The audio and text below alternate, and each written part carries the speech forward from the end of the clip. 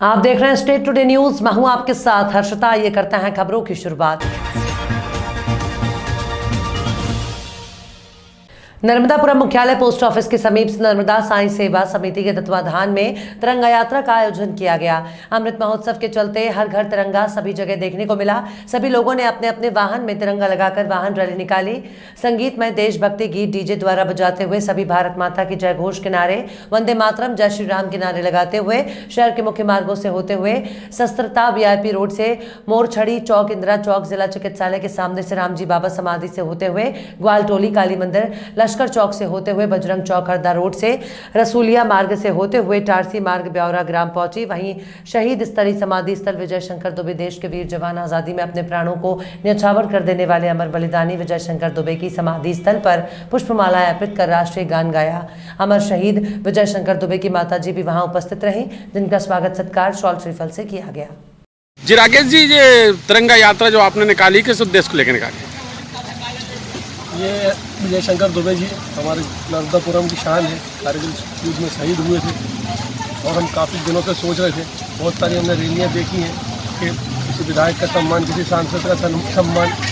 हमारे ज़िले में ऐसी हस्ती शख्सियत मौजूद है जो कारगिल में जिन्होंने अपने प्राण न्यौछावर किए और अपने प्राणों की आहुति दी सिर्फ हमारे लिए, तो हमारे देश की रक्षा कर रहे हैं। हमारी नज़रों में ओरिजिनल हीरो वो है।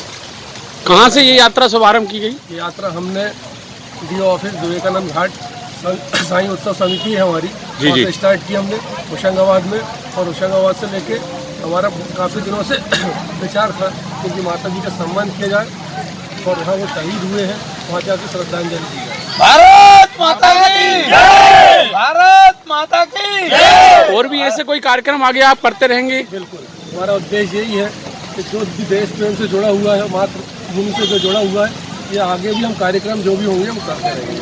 भारत माता की जय! भारत।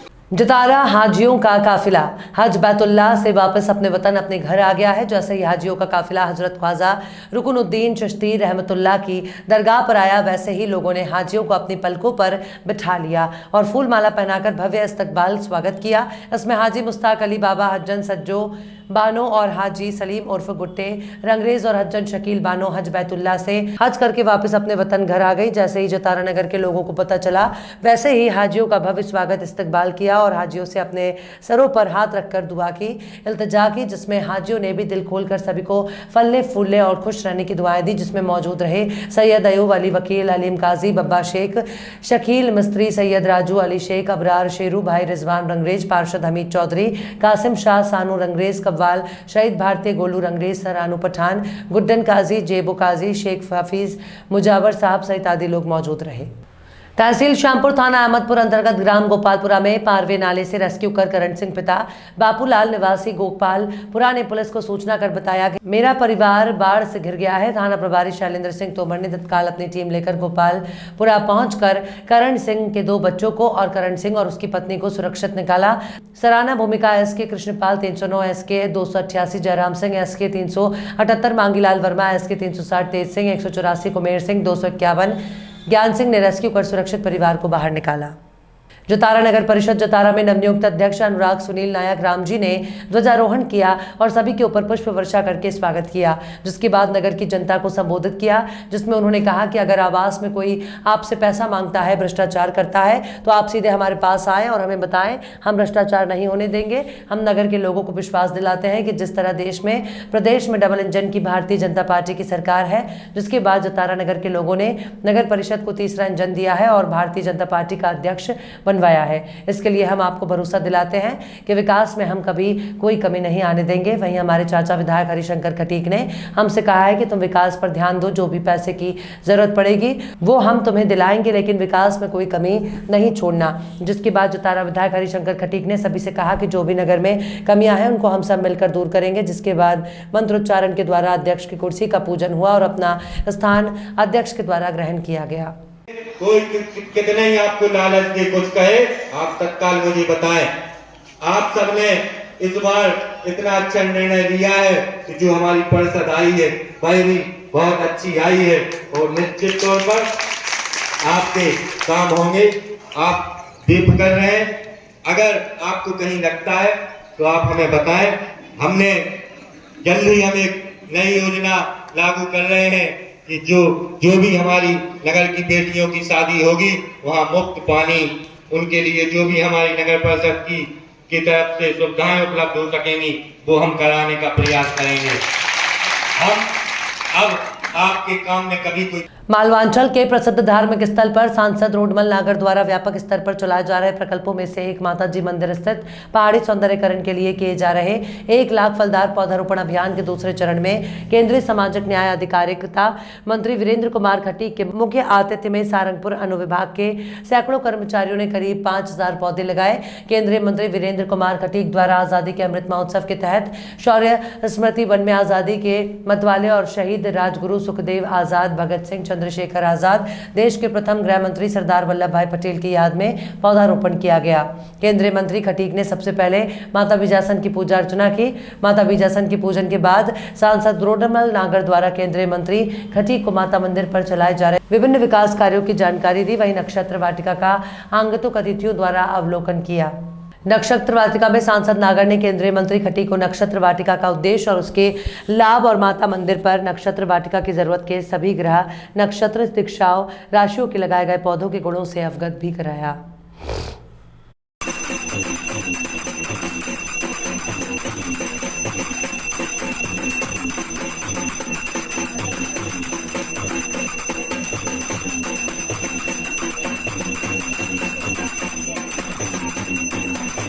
रतलाम जिले के बरखेड़ा कला थाने पर विश्व हिंदू परिषद की दुर्गा वाहिनी बहनों द्वारा पुलिस स्टाफ को रक्षा सूत्र बांधे गए। प्रतिवर्ष अनुसार इस वर्ष भी ताल प्रखंड द्वारा बरखेड़ा थाने पर जाकर पुलिसकर्मियों के साथ में रक्षाबंधन का पर्व मनाया गया, जिसमें दुर्गा वाहिनी बहनों द्वारा विश्व हिंदू परिषद बजरंग दल के पदाधिकारियों की उपस्थिति में पुलिसकर्मियों को राखी बांधकर इस पर्व को मनाया गया। विदित हो कि पुलिसकर्मी, सुरक्षाकर्मी अपने परिवार के साथ रक्षाबंधन जैसा पर्व नहीं मना पाते, इसकी कमी महसूस न हो इसके लिए प्रतिवर्ष विश्व हिंदू परिषद मातृशक्ति दुर्गा वाहिनी की बहनों द्वारा रक्षाबंधन का पर्व इनके साथ में मनाया जाता है।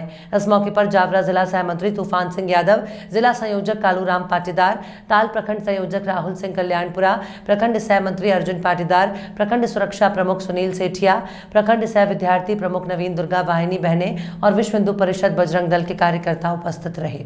अब्दुल्लागंज वन विभाग के अधिकारियों और कर्मचारियों में भी विदिशा जिले के लटेरी में वन कर्मियों के साथ नियम विरुद्ध हुई पुलिसिया कार्यवाही से सरकार के खिलाफ गुस्सा देखने में आया है।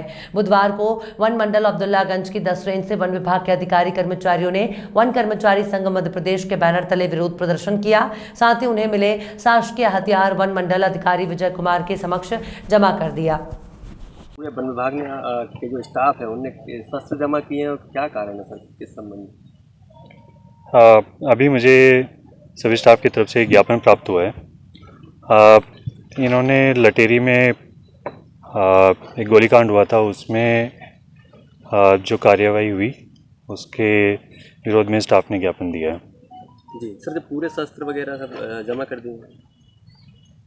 हाँ, इन्होंने शस्त्र जमा किए हैं, अभी उनकी लिस्ट आउट किया जाएगा। जी सर, ये ज्ञापन किनके नाम सौंपा है?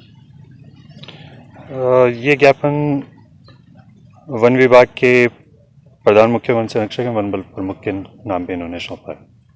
इतनी बड़ी संख्या में हथियार के लिए मानहानि है आपको? जमा कहाँ होंगे? देखिए, अभी हथियार आए हैं तो इनकी सुरक्षा का भी हम इंतजाम करेंगे।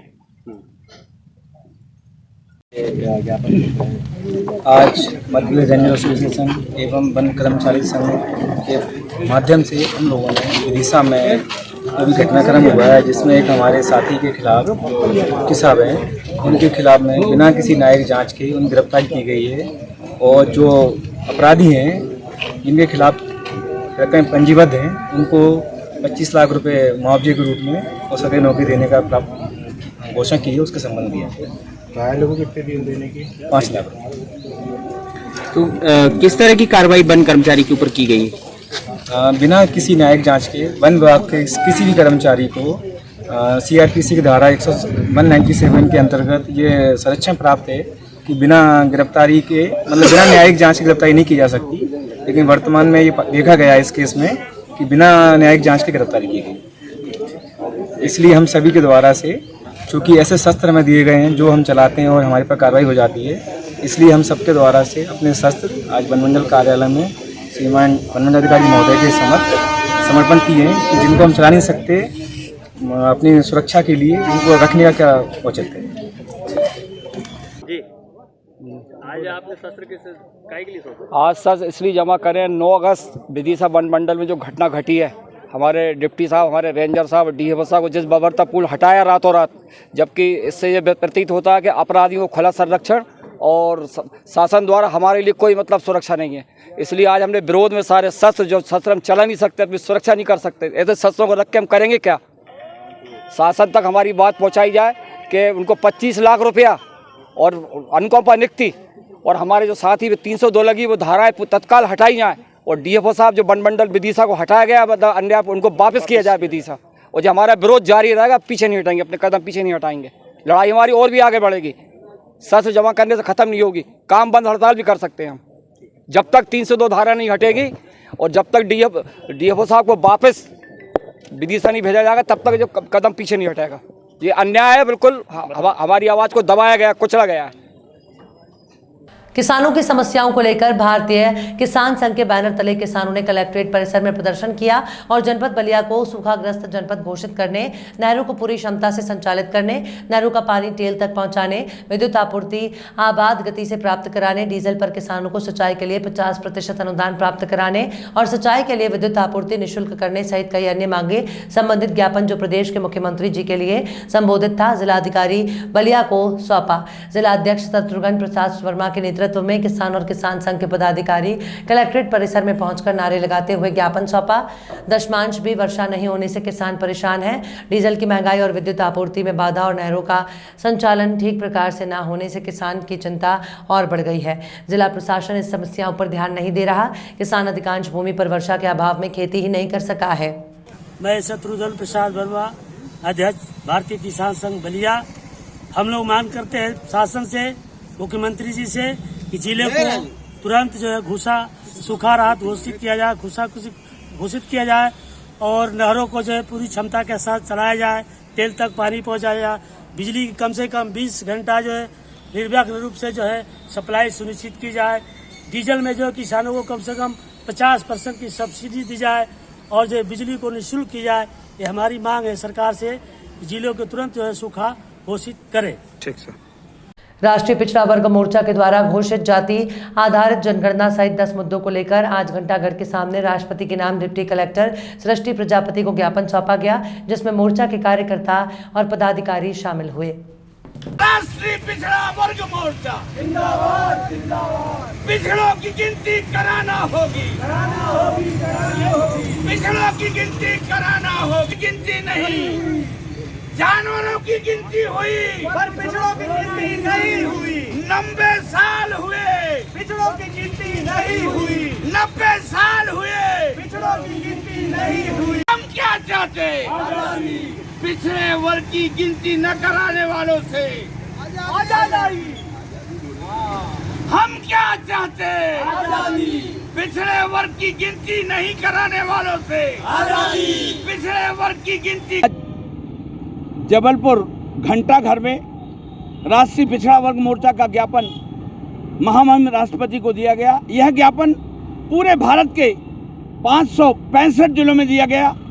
हमारी ये मांग है महामहिम राष्ट्रपति से कि आज़ादी के 75 साल बाद आप आज़ादी का जश्न मना रहे सरकार के लोग, उन्हें हम अपील करते हैं कि अगर भारत में ओबीसी की जातिगत जनगणना नहीं हुई तो हमारा आंदोलन उग्र होगा।